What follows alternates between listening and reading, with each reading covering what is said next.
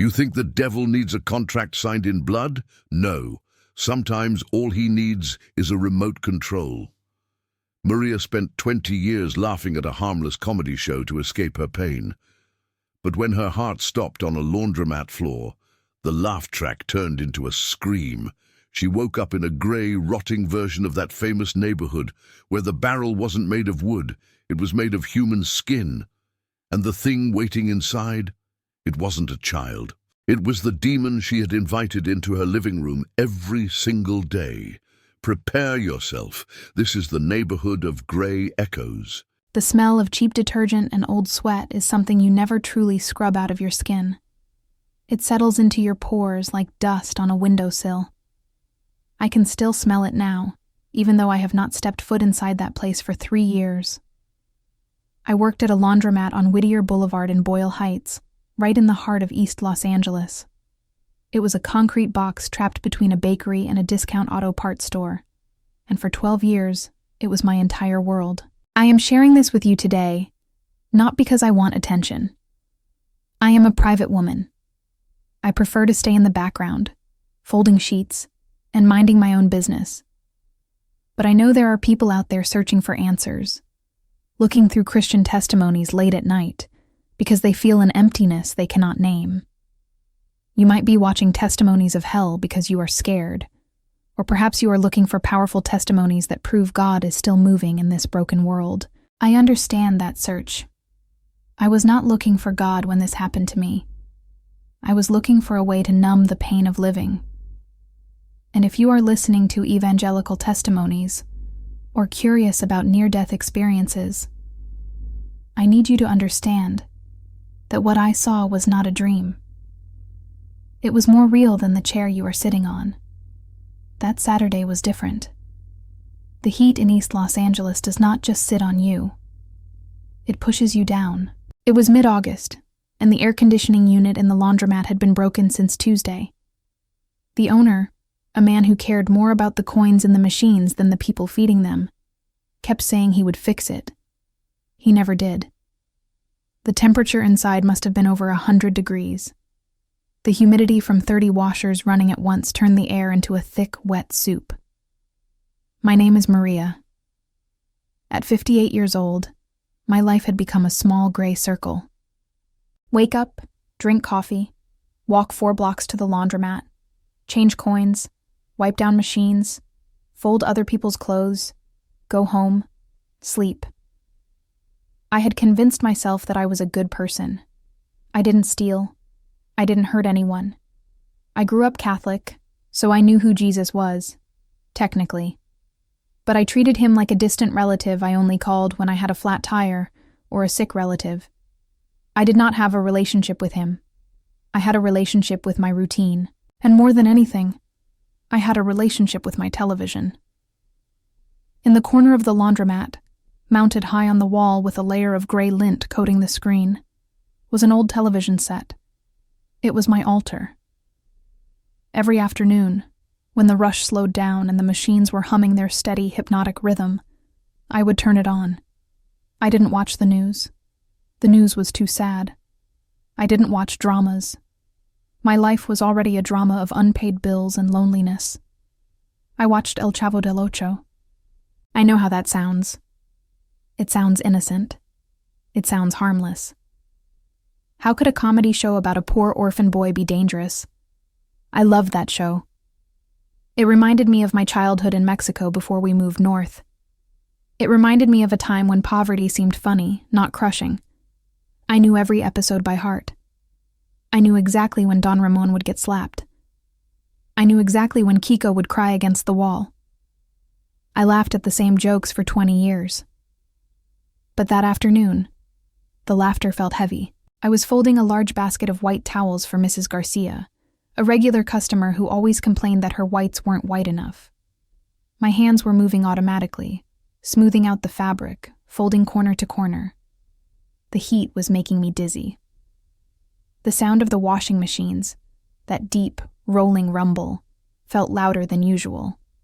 It wasn't just a mechanical noise. It sounded like a chant. Thump whoosh, over and over again. I looked up at the TV. It was the episode where Chavo is hungry and trying to get a ham sandwich. I had seen it 100 times. I stood there, sweat dripping down my back, my uniform sticking to my skin, and I felt a strange resentment bubbling up in my chest. I looked at the little boy in the barrel on the screen, and I felt a kinship with him. I felt like I was in a barrel too. My barrel was this laundromat. My barrel was this neighborhood where the sirens wailed every night and the rent went up every year. I remember thinking, clearly and bitterly, God has forgotten us, Chavo. He left us both in the barrel. It was a blasphemous thought, born of self-pity. Instead of praying, instead of asking the Lord for strength, I directed my heart toward that screen. I used the show to block out the reality of my soul. I used the nostalgia to cover up the fact that I was spiritually dead. This is what I want to warn you about. Idolatry does not always look like a golden statue. Sometimes, it looks like a remote control. It looks like anything you use to escape the conviction of the Holy Spirit. The air in the room seemed to thicken. The sunlight coming through the front windows, usually a bright, harsh white, took on a sickly yellow tint. I wiped my forehead with the back of my hand, but the sweat felt cold. That should have been my first warning. It was 100 degrees in there, but my skin felt like I had just opened a freezer door. Maria, you okay? I turned. It was a young man, a college student who came in on weekends. He was holding a basket of jeans. His voice sounded muffled, like he was speaking to me from underwater. I am fine, I said. My voice sounded strange to my own ears, scratchy, distant. Just the heat. It is too hot today. You look pale, he said. He took a step toward me. Maybe you should sit down. I have to finish these towels, I insisted. I turned back to the folding table. I could not sit down. If I sat down, I would have to think. If I kept working, I could just watch the show. I looked back up at the TV. That is when the fear started. The image on the screen wavered. It wasn't static. It was something else. The colors seemed to bleed out of the picture. The bright colors of the neighborhood on the screen, the patio, the walls, started to turn gray. I blinked, rubbing my eyes, thinking it was just my blood pressure. I suffered from high blood pressure, and I had forgotten to take my pill that morning. I told myself that was all it was. But when I opened my eyes, the screen was still changing. The character of Chavo was standing there, but he wasn't moving. He was just staring out of the screen, and for a second, just a fraction of a second, I thought he was looking directly at me. Not at the camera, but at me. A sharp pain, like a metal spike, drove itself into the center of my chest. I dropped Mrs. Garcia's towel. My hands flew to my heart. It wasn't a dull ache. It was a crushing pressure, as if one of the heavy commercial dryers had fallen on top of me. I tried to draw a breath, but my lungs refused to expand. It felt like the air had turned into solid concrete. The noise of the laundromat spiked. The thump whoosh of the machines accelerated. It became a roar, a rhythmic, industrial pounding that matched the frantic, failing beat of my heart. Thump, thump, thump. I stumbled back, my hip hitting the folding table. The basket of white towels tipped over, spilling onto the dirty linoleum floor. I watched them fall in slow motion. I wanted to reach out and pick them up. I was so worried about them getting dirty. Can you believe that? In the moment of my death, I was worried about dirty laundry. That shows you where my heart was. I was obsessed with the things of this earth. Maria, the young man shouted. I couldn't answer him. The pain radiated down my left arm, turning my fingers into ice. My knees gave way. I didn't just fall, I collapsed. I hit the floor hard. The smell of the floor wax and old dust rushed into my nose. I rolled onto my side, gasping, my mouth opening and closing like a fish out of water. My vision was tunneling. The edges of the room were turning black. The only thing I could still see clearly was that television screen high up in the corner. The sound of the show began to distort. The laughter, that canned, recorded laughter track I had heard 1,000 times, slowed down. It didn't sound like joy anymore. It stretched and warped into a low, guttural moan.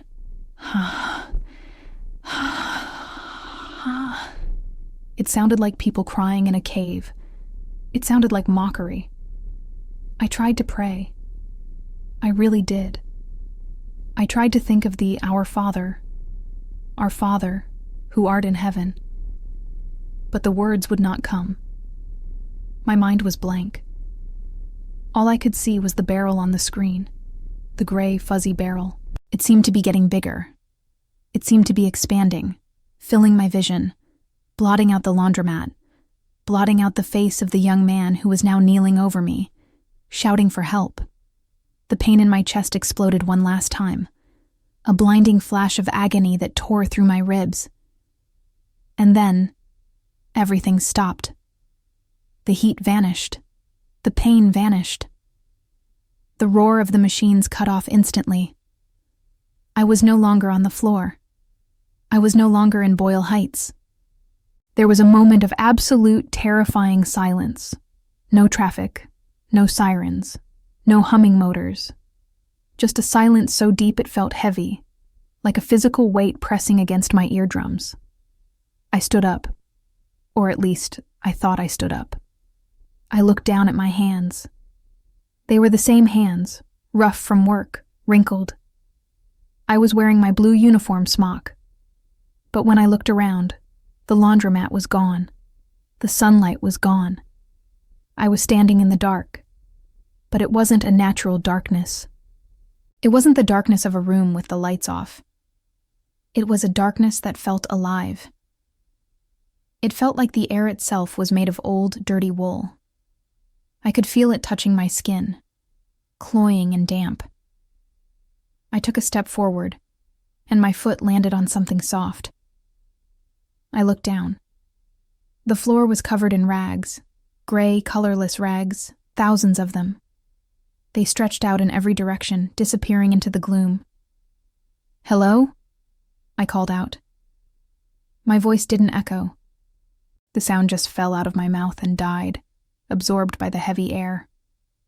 I turned around, looking for the door, looking for the street, looking for the television. There was nothing. Just this endless, suffocating corridor of gray rags and silence. And then, I smelled it. It wasn't detergent. It wasn't sweat. It smelled like sulfur. And it smelled like something else. Something sweet and rotting, like flowers left on a grave for too long. I knew, with a certainty that chilled my blood, that I wasn't in Los Angeles anymore. I had crossed a line. I had stepped out of time. The script of my life had ended, but the camera was still rolling, recording a scene I was never meant to be in. I was alone. And for the first time in 58 years, there was no channel to change. I stood there, paralyzed, my feet sinking into the floor. But it was not a floor. It was a soft, uneven surface that shifted under my weight. I looked down, squinting into the gloom, and realized with a jolt of nausea that I was standing on clothes. It was a carpet of gray, rotting fabric. Shirts, trousers, sheets, socks, all matted together, sodden and heavy. They stretched out as far as I could see, forming a path that disappeared into the fog. I tried to lift my foot, but the fabric seemed to cling to my shoes, sticky and wet. I took a step, stumbling as the pile shifted. I caught my balance and looked up. To my left and to my right, there were no walls. There were mountains of this filth. Great, towering heaps of gray rags rose up into the darkness, higher than any building in Los Angeles. They loomed over me like canyon walls, unstable and threatening to collapse. The smell hit me then, a physical blow to the stomach. It was the smell of wet wool, yes. But underneath that was the unmistakable stench of mildew, ancient sweat, and something metallic, like old pennies or dried blood. It was the smell of things that have been discarded and left to rot in the dark. In my life, I had smelled plenty of dirty laundry. I had handled the clothes of mechanics, construction workers, and cooks. I knew the smell of labor. But this was different. This was not the smell of dirt that can be washed away. This was the smell of dirt that has become permanent. It was the scent of corruption. I began to walk. I did not know what else to do. The instinct to find a door, a window, or a manager was strong. I was still thinking like a living person. I thought if I just walked far enough, I would find the exit sign. I would push open a glass door and step back out onto Whittier Boulevard. I would buy a cold soda and laugh about this nightmare. But as I walked, the dread began to seep into my bones, heavier than the gravity of Earth. The silence was absolute. There was no hum of ventilation, no distant traffic, no rustle of wind. The only sound was the wet, squelching noise of my own footsteps on the rags. It was a lonely, pathetic sound. It amplified the isolation. I have never liked being alone, but I had never understood what true isolation was until that moment. On Earth, even when you are alone in a room, you are surrounded by life. You hear a bird, a car, a neighbor's television. Here, there was only me and the evidence of waste. I looked closely at the walls of rags as I passed them. My eyes were adjusting to the dim, gray light that seemed to emanate from nowhere and everywhere at once. I saw a child's dress, tattered and stained. I saw a workman's uniform, stiff with grime. I saw wedding dresses turned the color of ash. It occurred to me, with a horror that made my knees weak, that this was a library. This was an archive. These were not just clothes. These were the discarded outer layers of souls. They were the dirty laundry of millions of lives, the sins and secrets that people thought they had hidden away. In the laundromat, people brought me their stains, and I washed them clean with hot water and bleach. They paid me a few dollars, and they left with fresh, warm clothes. It was a transaction. But here, there was no water. There was no bleach. There was no machine to tumble the filth away. Here, things just accumulated. They piled up, higher and higher, a monument to everything we refused to deal with. I realized I was walking through a valley. The words of Psalm 23 came to my mind, a verse I had heard at funerals, spoken by priests in black robes. Yea, though I walk through the valley of the shadow of death. I stopped walking. The realization hit me so hard I almost fell to my knees. I was there. I was literally in the valley of the shadow of death. I waited for the rest of the verse to comfort me. I will fear no evil, for thou art with me. I looked around frantically. I looked up into the suffocating gray haze. I looked behind me at the crooked path of rags. God? I whispered. The word died on my lips. It had no power. It felt empty, like a husk. There was no comfort. There was no presence. The second half of the verse was missing. I was walking through the valley, yes, but I was walking alone. He was not with me. I had not invited him to walk with me in life, so he could not walk with me in death. I had chosen my companions, the television, the routine, the bitterness, the self-pity. Now they were gone, and I was left with the void I had created. Fear, cold and sharp, began to slice through me. It wasn't just the fear of the dark. It was the fear of exposure. I felt like a child who has lost her mother in a crowd, multiplied by infinity. I started to run. Running on that surface was a nightmare. The rags snagged my ankles. The piles shifted and groaned. I scrambled over mounds of gray sweaters and tangled sheets, my breath tearing at my throat. The air was thick and humid, clinging to the inside of my lungs like cotton. I couldn't get a full breath. It felt like I was breathing underwater, drowning in the exhaust of a billion sins. "Is anybody there?" I screamed. My voice sounded thin, pathetic. "Help me. Please, somebody help me." My scream was swallowed instantly by the piles. They seemed to absorb the sound, feeding on my desperation. Then, the thirst came. It started as a dryness in the back of my throat, like I had swallowed a mouthful of dust. But within seconds, it escalated into a raging, burning fire. It wasn't just a physical thirst, it was a spiritual dehydration. My soul felt like a cracked desert floor. I wanted water, yes. I would have given anything for a single drop of lukewarm tap water from the bathroom sink at the laundromat. But more than that, I thirsted for peace. I thirsted for a moment of relief, a moment of not being afraid. I clawed at my own throat. I fell forward onto a pile of damp gray coats, sobbing dry, tearless sobs. I tried to wring moisture from the fabric beneath me, but when I squeezed the rags, only a thick, oily substance oozed out. It smelled of sulfur and rot. I wiped my hand on my smock, revulsed. I looked at the pile I had fallen on.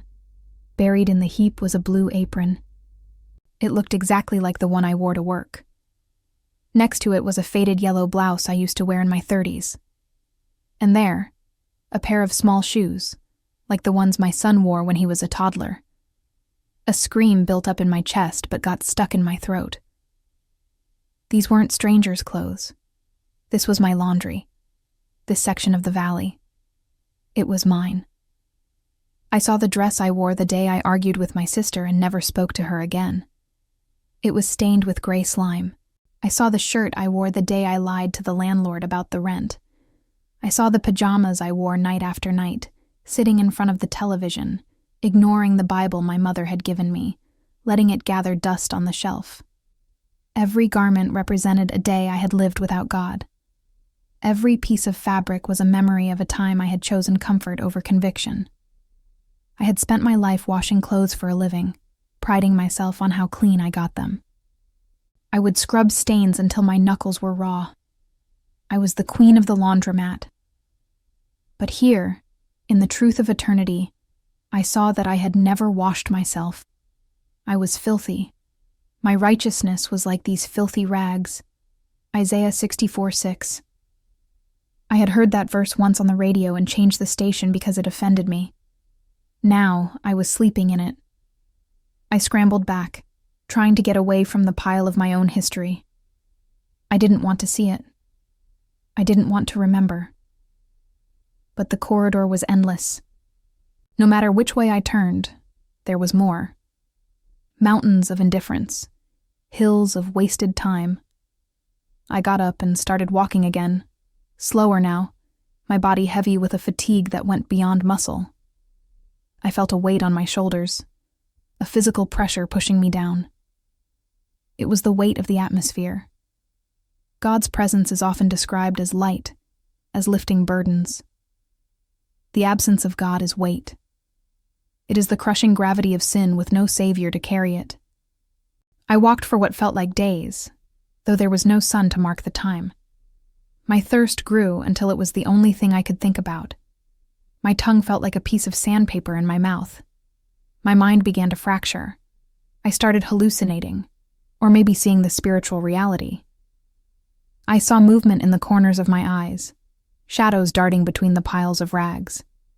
I would turn my head, and there would be nothing there, just the settling of a heap of old blankets. But I knew I wasn't alone. I could feel eyes on me, not human eyes. These were predatory. They were watching me with a cold, hungry patience. They knew I had nowhere to go. They knew I was just wandering deeper into their territory. The landscape began to change slightly. The corridor widened.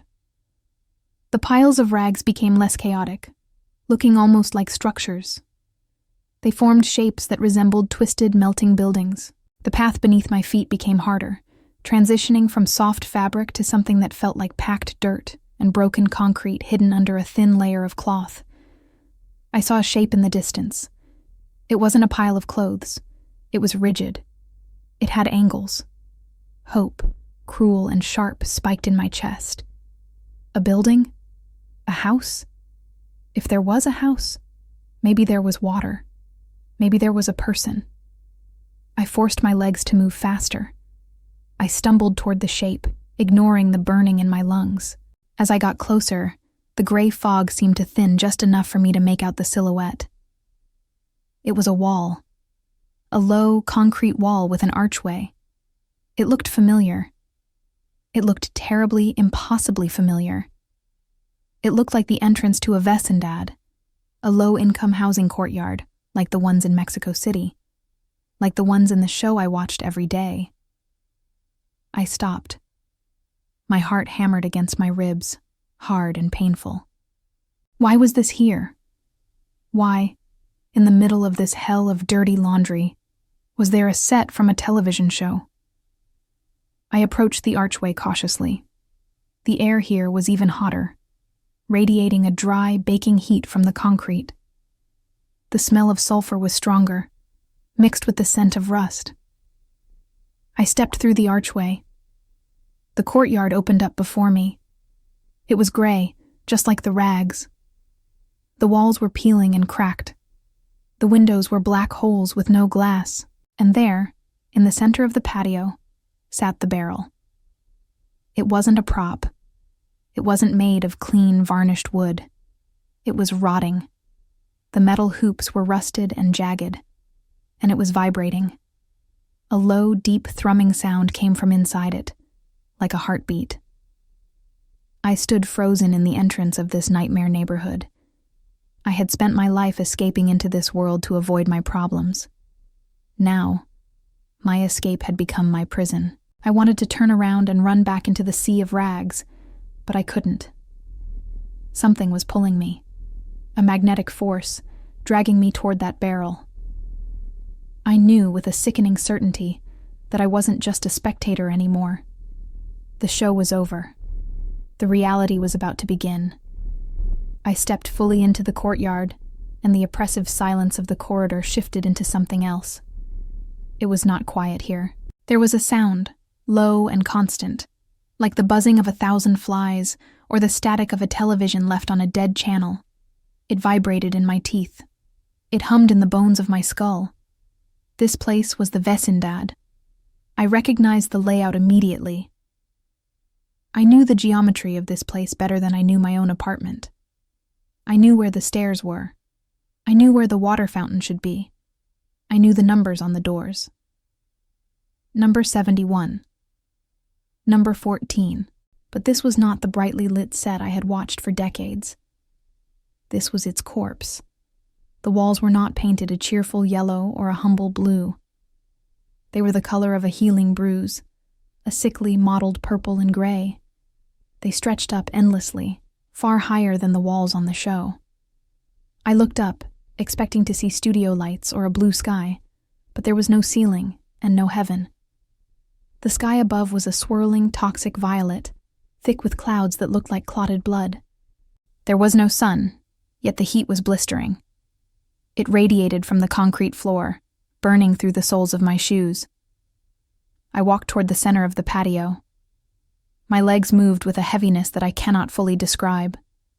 It felt as though gravity was 10 times stronger here, pulling me down, demanding that I crawl. But I refused. I forced myself to walk upright, clutching my smock, trying to keep my sanity intact. I looked at the doors of the apartments. On television, these doors led to homes. They led to funny situations, to characters who were poor but happy. Here, the doors were made of iron. They were welded shut. There were no handles. Dark, viscous liquid seeped from beneath them, staining the cracked concrete. I realized with a jolt of terror that these were not apartments. They were cells. And they were full. I could not hear individual voices, but I could feel the pressure of the souls trapped behind those iron slabs. The air was thick with their regret. I tried to look away, to to find something familiar that would comfort me. But every detail was a betrayal. The famous wash basin in the corner was there, but it was filled not with water, but with dust and dead insects. The clotheslines that crisscrossed the upper levels hung limp, not with drying laundry, but with heavy, rusted chains that swung slightly in the stagnant air, clinking against the walls with a dull, hollow sound. But my eyes kept being dragged back to the center, to the barrel. From the entrance, it had looked like the prop I knew. But as I got closer, the illusion dissolved. It was monstrous.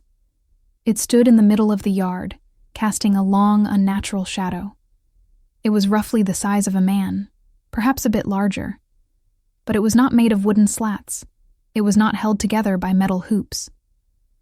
As I stood 5 feet away from it, the smell of rotting meat assaulted my nose, making me gag. The barrel was made of flesh. It was constructed from patches of human skin, sewn together with thick black wire. The skin was bruised, gray, and peeling.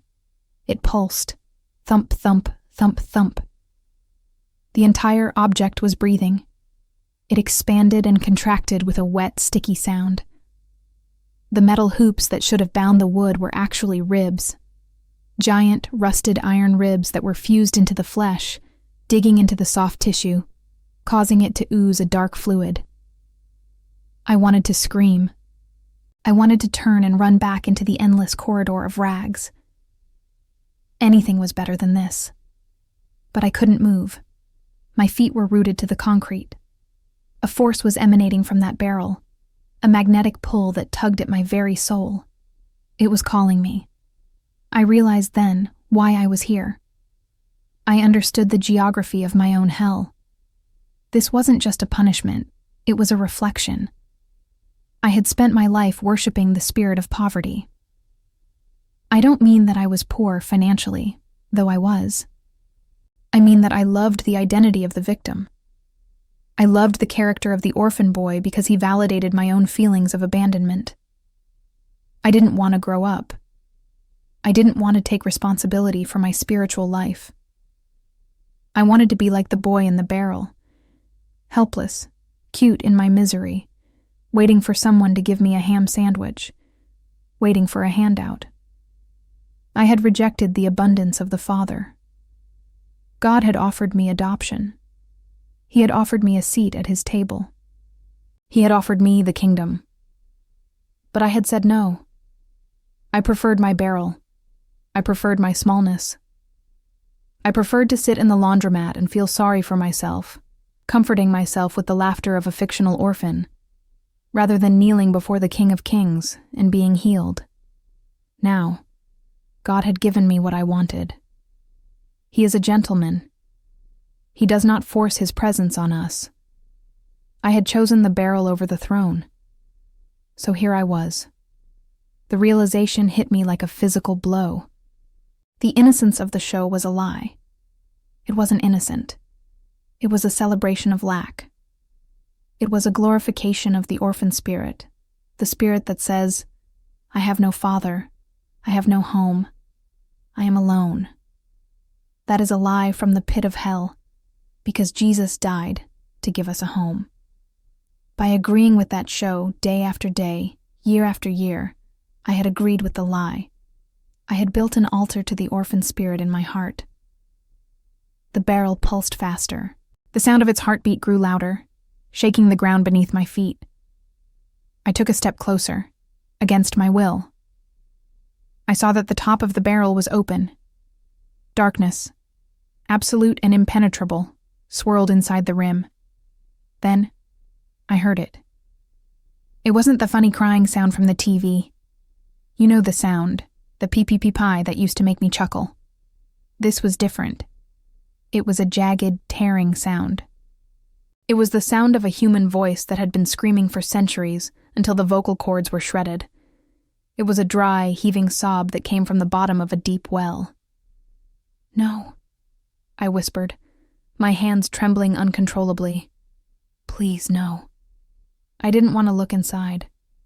I knew that if I looked inside, I would see something that would break my mind. but the pull was irresistible. It was as if a giant hand was pushing on the back of my neck, forcing me to bow, forcing me to inspect the idol I had served so faithfully. I stepped up to the rim. The smell of sulfur and old blood was overwhelming. The heat coming from the opening was intense, singing my eyebrows. I looked down. At first, I saw only shadow. But then, deep down in the cramped darkness of that flesh barrel, I saw movement. There was a figure huddled at the bottom. It was small, compressed into the tight space. Its knees were pulled up to its chest, its arms wrapped around its head. It was wearing the clothes, the green checkered hat with the ear flaps, the suspenders, the tattered shirt. My heart stopped. It was him. It was the character I had loved. "Chavo," I whispered. The name tasted like ash in my mouth. The figure stopped moving. The sobbing ceased abruptly. The silence that followed was worse than the screaming. The figure slowly began to uncurl. It didn't move like a human. It moved like a spider, limbs jerking and snapping into place. The atmosphere in the courtyard changed. The air pressure dropped. The static noise in my head rose to a shriek. I knew I was in the presence of a principality. This was not a human soul. This was the entity that ruled this territory. This was the spirit that had hidden behind the mask of comedy to steal the worship of millions. I had invited this thing into my life every day at 3 p.m. I had laughed with it. I had let it comfort me. I had treated it like a friend. And now, it was going to show me its true face. The figure stood up inside the barrel. It was too tall. Its proportions were wrong. The arms were too long, the fingers scraping against the inside of the flesh walls. It began to turn around. I wanted to close my eyes, but my eyelids were frozen open. I was paralyzed by the terror of the revelation. This is the danger of idolatry, my friends. We think we are just watching a show, or following a celebrity, or obsessing over a hobby. We don't see the spirit behind the image. We don't see the demon that is feeding on our attention. We think it is just a barrel. We think it is just a joke. But in hell, the joke is over. The figure turned fully toward me. The hat was pulled low, hiding the face in shadow. It reached up with a hand that was gray and withered, trembling with a contained rage. It gripped the rim of the barrel, the rim made of human skin, and its fingernails dug in, drawing black blood from the object. "You like to watch?" a voice hissed. It wasn't a child's voice. It was a voice that sounded like grinding stones. It was ancient. It was hateful. "You watched me for 20 years, Maria," the voice growled. "You gave me your time. You gave me your heart. You gave me your pain. You brought it all to me." The figure began to lift its head. "Welcome to the neighborhood," it whispered. "We don't pay rent here. We pay with our souls." The terror was absolute. I felt my bladder release, warm urine running down my leg, but I couldn't even feel the shame. I was locked in a stare-down with the thing I had worshipped. The courtyard seemed to shrink, the walls closing in, the purple sky descending to crush us. I realized then that the barrel was not just a container for him. It was a container for me. There was space in there. It was widening. The flesh of the barrel was stretching, opening up like a hungry mouth. It was waiting to swallow me. I had wanted to be safe. I had wanted to hide from the world. And now, the devil was offering me the ultimate hiding place. A place where I would be squeezed, crushed, and silenced forever. Trapped in the eternal, suffocating darkness of a nostalgia that had turned into a nightmare.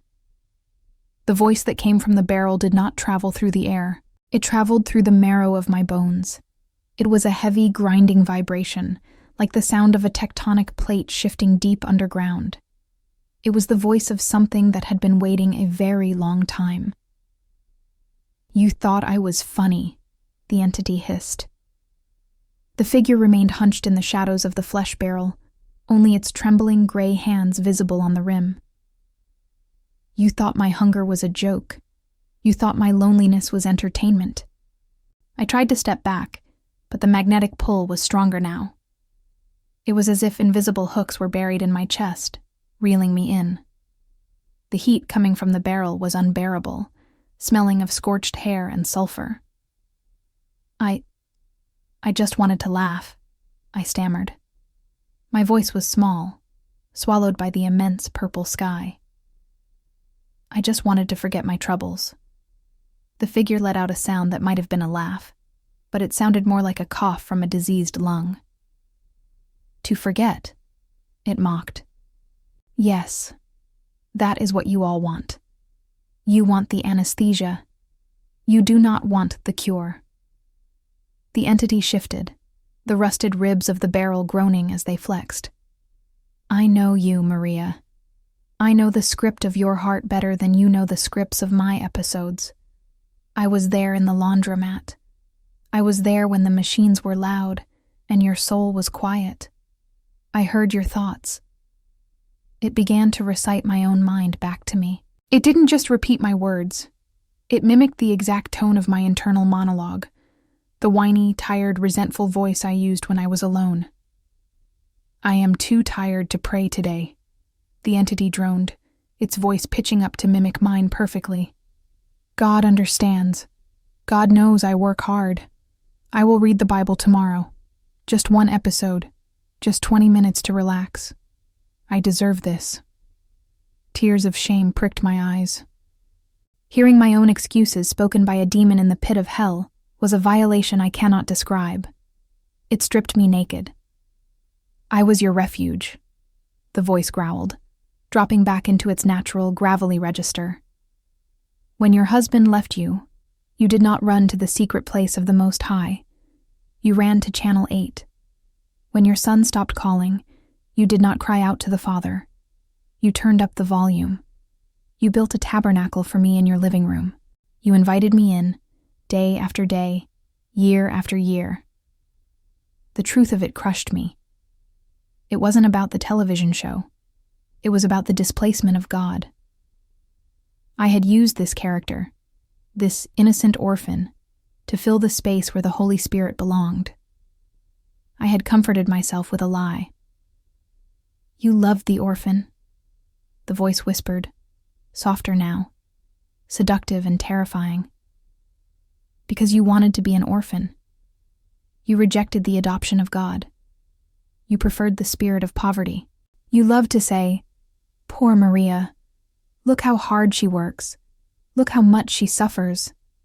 You wore your suffering like a costume, just like me. The figure began to rise. The movement was jerky and unnatural, like a marionette being pulled by inexperienced hands. As it rose, the shadows fell away. I saw the familiar suspenders, hanging loosely over a gray, emaciated frame.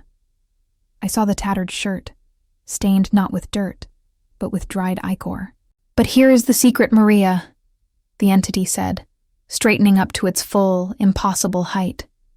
It towered over me now, standing inside the barrel. "The orphan spirit is a liar.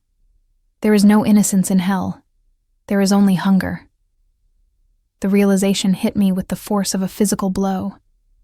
The humble boy in the barrel was a demonic mockery of humility.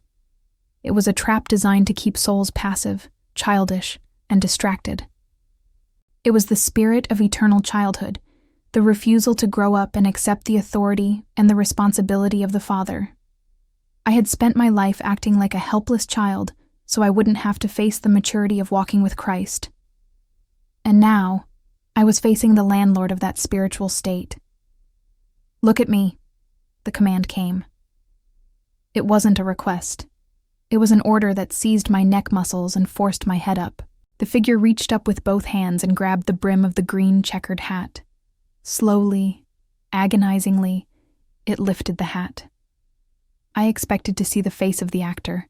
I expected to see a skull. I expected to see a demon with red eyes. What I saw was worse. Section 5. The Unmasking. There was no face. Where the features of a man should have been, the eyes, the nose, the mouth, there was a void. But it wasn't empty blackness. It was a rectangular patch of gray, buzzing static. It looked exactly like a television screen tuned to a dead channel, grafted onto a human neck. The static was alive. It swirled and popped, a chaotic storm of black and white pixels moving at blinding speed.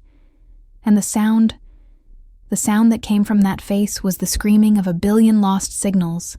It was the white noise of the universe, the sound of absolute disconnection. I stared into the static, and I felt my mind beginning to fragment. The static wasn't just visual. It was psychological. As I looked into it, images flashed through the gray noise. Images of my own life. I saw myself sitting on the sofa, bathed in the blue light of the TV, my eyes glazed over. I saw the hours ticking by on the clock. Hours that turned into days. Days that turned into years. I saw the Bible on my shelf, gathering dust, covered in a gray film that matched the static on the face. I am the idol of distraction, the static screamed. The voice didn't come from a mouth. It projected directly from the noise. I am the time you killed. I am the prayers you never prayed. I am the hollow comfort you chose over the living water. The entity leaned down. The static face was inches from mine. I could feel the electricity radiating from it, making the hair on my arms stand up. The smell of ozone and burning dust choked me. You wanted to hide in the barrel? The entity shrieked. You wanted to be small? You wanted to stay in the box? The entity's hand shot out. It moved faster than a striking cobra. The gray, withered fingers clamped around my left wrist. The touch burned. It wasn't hot like fire. It was the freezing burn of dry ice. It seared through my skin, freezing the blood in my veins. The cold shot up my arm and seized my heart. Then come inside, it roared. It yanked me forward. I wasn't a small woman. I was heavy from years of eating bad food and standing still. But this thing tossed me like a rag doll.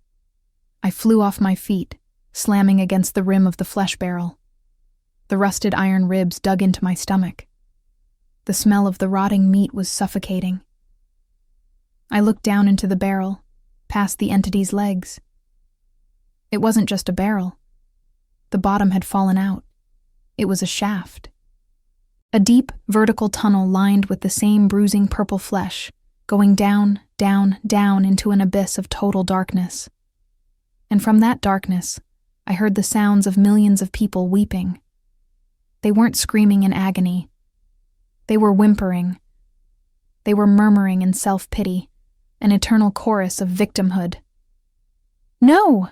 I screamed, kicking my legs, my shoes scraping against the concrete. I don't want to go. Let me go. You chose this, the entity hissed, pulling me harder. You chose the box. You chose the small world. You didn't want the kingdom. You wanted the neighborhood. You wanted the vecindad. This is it, Maria. This is the neighborhood of gray echoes. We never leave. We never grow up. We never change. I was halfway over the rim. My head was hanging over the shaft. The vertigo was dizzying. I could feel the suction of the pit below, a vacuum trying to suck my soul out of my body. The entity was strong, its grip ironclad. It was dragging me down to be with it, to become just another echo in the barrel, another lost signal in the static. I looked at the static face one last time. I saw the emptiness of it. I saw the lie. There was no person there. There was no Chavo. There was no comfort. There was only a demon that had worn a mask to steal my life. I realized then that I was going to die. I was going to die the second death. I was going to be swallowed by my own idol. I thought of my mother. I thought of the prayer she used to say over me when I was a little girl in Michoacan. I remembered her kneeling by my bed, her hands rough from work, whispering the name of the only one who has power over death. I hadn't said his name in years. Not really. Not with meaning. I had used it as a curse word. I had used it casually, but I had never used it as a weapon. The entity's other hand grabbed my shoulder. Its fingers dug into my flesh, piercing the skin. The pain was blinding. I was slipping. My feet left the ground. I was dangling over the abyss, held only by the monster's grip. "Say goodbye, Maria," the static buzzed. "Jesus!" I didn't think it. I didn't whisper it. I screamed it. I screamed it with every ounce of breath left in my collapsing lungs. I screamed it like a woman who has nothing left to lose. I screamed it like a weapon. Jesus! The effect was instantaneous and violent. The moment the name left my lips, the atmosphere in the courtyard shattered. It didn't just change, it broke. The purple sky above us cracked open like a mirror hit by a hammer. A sound like a thunderclap. No, louder than thunder, like the sound of a mountain splitting in two, shook the foundations of the Vacendad. A beam of light, pure and blindingly white, shot down from the crack in the sky. It wasn't soft light. It was aggressive. It was the light of war. It was sharper than a laser, hotter than the sun. It sliced through the purple gloom and struck the barrel directly. The entity shrieked. It wasn't the hiss of a demon anymore. It was the scream of something being incinerated. The light hit the static face, and the static dissolved. The gray, withered body caught fire. Not red fire, but white, holy fire. The hand gripping my wrist disintegrated into ash. I fell backward. I hit the concrete hard, rolling away from the barrel. I covered my face with my arms, shielding my eyes from the brilliance of that light. It was too pure for this place. It was exposing everything. The walls of the Vacendad began to crumble. The flesh of the barrel hissed and evaporated, the iron ribs melting like wax. "The name!" a voice thundered from the sky. It wasn't the entity. It was a voice of many waters, a voice of absolute authority. "The name is higher!" The entity was gone, vaporized. The barrel was gone. The illusion of the neighborhood was melting away, revealing the jagged black rocks of the true hell beneath it. I lay on the ground, trembling, the echo of the name Jesus still ringing in the air. The light formed a circle around me, a pillar of protection that the darkness could not touch. I looked at my wrist where the demon had grabbed me. There was a burn mark there, shaped like a handprint, but the pain was gone. I looked up into the light. I couldn't see him, but I could feel him. I felt a hand, not a gray, withered hand, but a hand of strength and life, reach down through the light. It didn't touch my body. It touched my spirit. It grabbed the collar of my soul and pulled. The sensation of rising was violent. I was yanked upward, faster than the speed of light. The gray rags, the concrete patio, the purple sky, it all blurred into a streak of darkness and then vanished. I felt the air rushing into my lungs. Real air. Hot, stale, city air. The first thing I felt was not relief. It was agony. It felt as though a mule had kicked me directly in the center of my chest. My body arched off the floor, every muscle seizing in a violent spasm. Then came the sound. It wasn't the silence of the gray corridor anymore. It was a cacophony of noise. Shouting voices, the beep of machinery, the static of a radio, and the relentless thump whoosh of washing machines. "Clear!" a voice shouted. My eyes flew open. The blinding white light of God was gone, replaced by the flickering yellow fluorescent tubes of the laundromat ceiling. A face hovered over me. Not a static void, but a sweaty, terrified paramedic with a red beard. He was holding paddles. I gasped, sucking in a breath that burned my throat like acid. The air tasted of chlorine bleach and old dust. It was the most beautiful thing I had ever tasted. "She's back," the paramedic said, his voice tight with adrenaline. "We got a rhythm. Let's move." I tried to sit up, but a heavy hand pushed me back down. "Stay down, ma'am. You had a cardiac arrest. We need to get you to the hospital." I turned my head to the side, my cheek pressing against the dirty linoleum. I was back. I was back in the box on Whittier Boulevard. A crowd had gathered. Mrs. Garcia was there, her hand covering her mouth, her eyes wide. The young college student was sitting on a folding chair nearby, looking pale and shaken. But my eyes didn't stay on them. They shot immediately to the corner of the room, up to the ceiling. The television was still on. It was just a plastic box now. The image on the screen was fuzzy, showing a commercial for used cars. There was no barrel. There was no flesh. There was no demon. But looking at it made my blood run cold. I saw it for what it was. A portal. A doorway I had left open for too long. "Turn it off," I croaked. My voice was a broken whisper, barely audible over the commotion. "What?" the paramedic asked, checking my pulse. "Turn it off," I rasped, tears leaking from my eyes. "Please." The young student heard me. He scrambled up, grabbed a broom handle, and reached up to hit the power button on the mounted set. The screen went black. The gray rectangle stared down at me, dead and empty. I closed my eyes and wept. They loaded me onto a gurney. The movement made the room spin. As they wheeled me out to the ambulance, the heat of the East Los Angeles afternoon hit me. It was 90 degrees, but I was shivering uncontrollably. My teeth clattered together. I was freezing from the inside out. I still felt the phantom grip of the entity's cold fingers on my wrist. The ride to White Memorial Medical Center was a blur of sirens and IV needles. I didn't speak. I couldn't. I was too busy reciting the name. Jesus, Jesus, Jesus. I said it over and over again in my mind, building a wall of bricks with his name to keep the darkness out. I was terrified that if I stopped thinking it, the gray corridor would return. I was terrified that the paramedic would turn into a pile of rags. When we arrived at the emergency room, the chaos continued. Doctors, nurses, questions I couldn't answer. They cut my uniform off. They put stickers on my chest. "Maria, can you hear me? Do you know where you are?" a doctor asked, shining a light in my eyes. "I am in the land of the living," I whispered. He frowned, checking my chart. "You're at the hospital.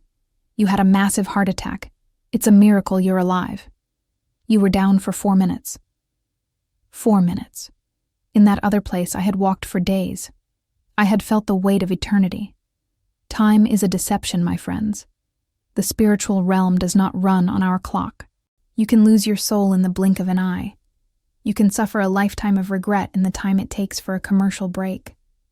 Later that night, when the room was quiet and the machines were beeping steadily, I finally worked up the courage to look at my left arm.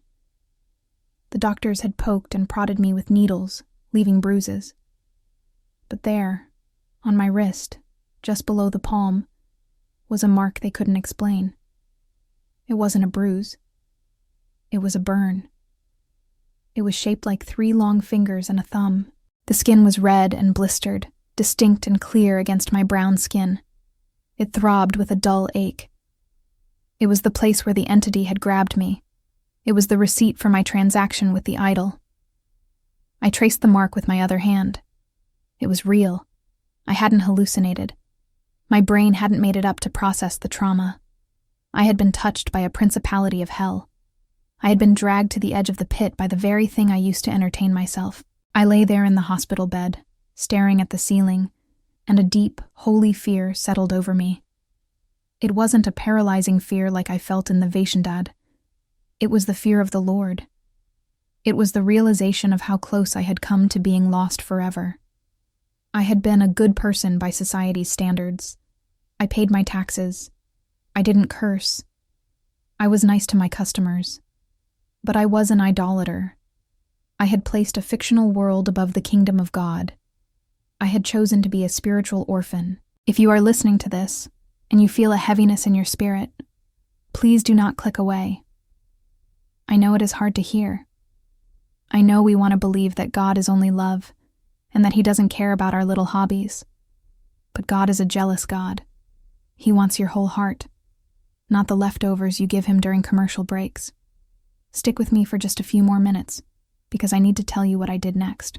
I need to tell you how I cleaned my house and how I finally washed my robes in the blood of the Lamb. This is the most important part. I looked at the burn on my wrist again. It was fading, but the message it carried would stay with me forever. The devil doesn't come with horns and a pitchfork. He comes with a laugh track. He comes in a barrel. He comes in the things we think are safe, waiting for us to lower our guard so he can drag us down into the gray. Going home was the hardest part. The hospital released me 3 days later with a prescription for blood thinners and a strict warning to reduce stress. My son picked me up. He drove me back to my apartment in Boyle Heights in silence, the radio off. He looked at me differently now. I think he saw something in my eyes that scared him. A depth, a shadow that hadn't been there before. I didn't tell him everything. Not then. I wasn't ready to put the horror into words. When I unlocked the door to my apartment, the smell of the place hit me. It didn't smell like sulfur or rot, thank God. It smelled of lemon polish and old carpet. But the atmosphere felt heavy. It felt crowded. I walked into the living room. The curtains were drawn, blocking out the afternoon sun. And there it was, my sanctuary, my altar. The television set sat on its stand, dusty and black. Next to it was the shelf. The shelf was packed with DVDs, box sets, collector's editions. I had little figurines of the characters, the boy in the barrel, the tall man in the blue jeans, the woman with the curlers. I had a poster on the wall. I had a keychain on the table. For 20 years, these objects had brought me comfort. They were my friends. They were my family when my real family was too busy or too broken to be there. But now, looking at them, I didn't see innocent toys. I saw anchors. I saw chains. I saw the gray, withered hand of the entity gripping the rim of the flesh barrel. I saw the static face. I heard the voice saying, "I am the time you killed." My son asked if I wanted to lie down. I told him no. I told him I had cleaning to do. "Mom, the doctor said to rest," he said. "I have been resting my whole life," I told him, "and I almost died in my sleep. I need to wake up." I went to the kitchen and grabbed a heavy-duty black trash bag, the big kind we used at the laundromat for the worst loads. I walked back into the living room. My heart was pounding, but it wasn't from fear this time. It was from anger. I was angry at the devil. I was angry at the lie. I was angry at myself for trading my birthright as a daughter of God for a bowl of cheap comedic soup. I started with the DVDs. I pulled them off the shelf by the handful. I didn't look at the covers. I didn't want to see those smiling faces. I knew what was behind the mask now. I threw them into the bag. The plastic cases clattered against each other, a hollow, cheap sound. I grabbed the figurines, the little plastic barrel. I crushed it in my hand before throwing it in. I ripped the poster off the wall. The sound of the paper tearing was satisfying. It sounded like a chain breaking. My son watched me, confused. "Mom, those are your favorites. You love that show." "I loved a lie," I said, tying the bag shut. "Take this to the dumpster. Not the one in the building. The big one down the street. I don't want it near me." He saw the look on my face and didn't argue. He took the bag. As he walked out the door, the air in the apartment seemed to shift. The heaviness lifted. The gray haze that I hadn't even realized was there began to dissipate. That night, I didn't turn on the TV. I unplugged it. I turned it to face the wall. I went into my bedroom and found my Bible. It was buried under a stack of magazines about celebrity gossip. I blew the dust off the cover. I sat on the edge of my bed, my hands trembling, and I opened it. I didn't know where to read, so I just let it fall open. It opened to Romans 8:15. For you did not receive the spirit of bondage again to fear, but you received the spirit of adoption by whom we cry out, Abba, Father. I broke. I slid off the bed and fell onto the carpet. I wept. I didn't weep like the boy in the barrel, with a rhythmic, funny cry designed to get attention. I wept from the gut. I wept for the 58 years I had spent acting like an orphan. I wept for the idolatry. I wept for the coldness of my heart.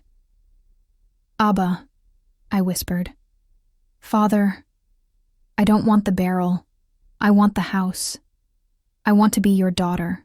And in that quiet bedroom in East Los Angeles, with the sirens wailing outside and the traffic humming on the freeway, the Holy Spirit entered the room. He didn't come with fanfare. He came like a warm blanket. He came like water to a woman dying of thirst. He washed the gray out of my soul. He washed the smell of sulfur from my memory. He told me I was clean. I didn't go back to the laundromat. I couldn't. The sound of the machines was too close to the sound of that place. I found a job cleaning a small church 3 blocks away. It is humble work. I sweep the floors. I dust the pews. But I do it with joy. I am a doorkeeper in the house of my God, and that is better than dwelling in the tents of wickedness or the barrels of nostalgia. I also started talking. I am a shy woman, but when you have seen the fire, you cannot stay silent when you see people playing with matches. I look around my neighborhood, and I see the idolatry everywhere, especially in my community. We love our nostalgia. We hold on to the past. We have shrines to characters, to singers, to actors. We treat them like saints. We give them the affection that belongs to Jesus. I see grown men wearing the shirts of that character, laughing about how they never want to grow up. And I want to shake them. I want to tell them that eternal childhood is not a blessing. It is a curse. Hell is full of children who never grew up, who refuse to take the hand of the Father and walk into maturity. The devil is not creative. He uses the same tricks over and over again. He uses distraction. He uses entertainment. He builds a comfortable little box for you, a barrel, a screen, a phone. And he tells you it is safe. He tells you to hide there. He tells you that God is too demanding, too scary, too far away. He tells you that the idol understands you better. Don't believe it. If you're listening to this, and you have a show, a game, or a hobby that you run to every time life gets hard, ask yourself, is this my refuge? Or is this my barrel? If you feel a check in your spirit right now, that is the Holy Spirit warning you. Listen to him. If you have made it this far with me, I want to thank you for listening to an old woman's story. I know it wasn't easy to hear, but please, before you go, if this testimony has touched you, if you feel that stirring to get right with God, consider subscribing to this channel. Share this with someone who needs to wake up. We are in a spiritual war, and we need to help each other find the way out of the gray. I am 58 years old, but in my spirit, I am a newborn. I still have the scar on my wrist. Sometimes it aches when it rains, but I look at it and I smile, because it reminds me that he pulled me out. I was finishing up my work at the church yesterday. I was folding the white altar cloths, the ones they use for the communion table. I smoothed out the linen, white and crisp and spotless. I ran my hand over the fabric. It didn't feel like the gray rags of the valley. It felt like life. It felt like purity. I folded it carefully, corner to corner, just like I used to do at the laundromat. But this time I wasn't doing it for a customer. I was doing it for the King. I placed the cloth on the table. The sun came through the stained glass window, casting a rainbow of light across the white fabric. I stood there in the silence. It wasn't the heavy, terrifying silence of the void. It was the peaceful, expectant silence of a home where the Father is present. I am not in the barrel anymore. I am seated in heavenly places. And my friends, there is plenty of room at the table for you. Put down the remote. Step out of the box. Come home. The laundry is done. The price has been paid. You don't have to wear the dirty rags anymore.